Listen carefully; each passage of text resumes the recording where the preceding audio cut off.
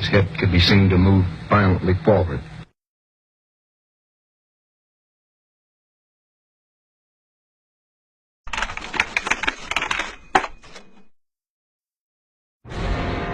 President John F. Kennedy.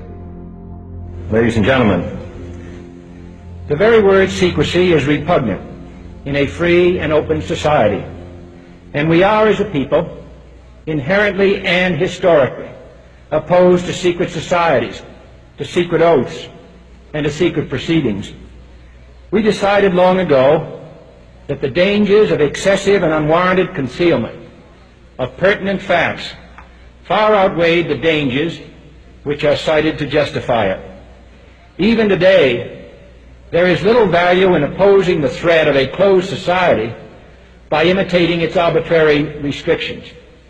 Even today, there is little value in ensuring the survival of our nation if our traditions do not survive with it.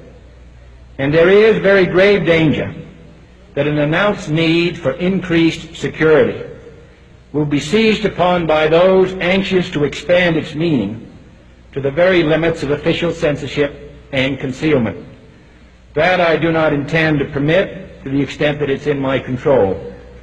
And no official of my administration, whether his rank is high or low, civilian or military, should interpret my words here tonight as an excuse to censor the news, to stifle dissent, to cover up our mistakes, or to withhold from the press and the public the facts they deserve to know.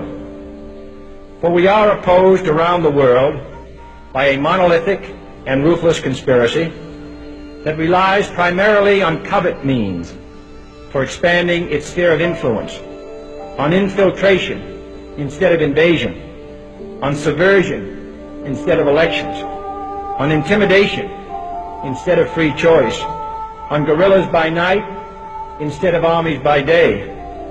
It is a system which has conscripted vast human and material resources into the building of a tightly knit, highly efficient machine that combines military, diplomatic, intelligence, economic, scientific, and political operations. Its preparations are concealed, not published. Its mistakes are buried, not headlined. Its dissenters are silenced, not praised. No expenditure is questioned, no rumor is printed, no secret is revealed. No president should fear public scrutiny of his program, for from that scrutiny comes understanding, and from that understanding comes support or opposition, and both are necessary. I am not asking your newspapers to support an administration, but I am asking your help in the tremendous task of informing and alerting the American people. For I have complete confidence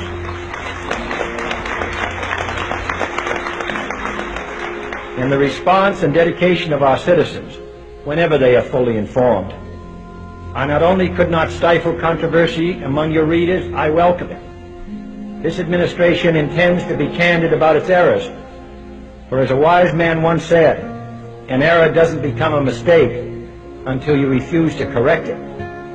We intend to accept full responsibility for our errors, and we expect you to point them out when we miss them. Without debate, without criticism, no administration and no country can succeed, and no republic can survive. That is why the Athenian lawmaker Solon decreed it a crime for any citizen to shrink from controversy. And that is why our press was protected by the First Amendment, the only business in America specifically protected by the Constitution, not primarily to amuse and entertain, not to emphasize the trivial and the sentimental, not to simply give the public what it wants, but to inform, to arouse, to reflect, to state our dangers and our opportunities, to indicate our crises and our choices, to lead, mold, educate, and sometimes even anger public opinion. This means greater coverage and analysis of international news, for it is no longer far away and foreign, but close at hand and local. It means greater attention to improved understanding of the news, as well as improved transmission. And it means, finally, that government at all levels must meet its obligation to provide you with the fullest possible information outside the narrowest limits of national security. And so it is to the printing press, to the recorder of man's deeds, the keeper of his conscience, the courier of his news, that we look for strength and assistance, confident that with your help, man will be what he was born to be, free and independent.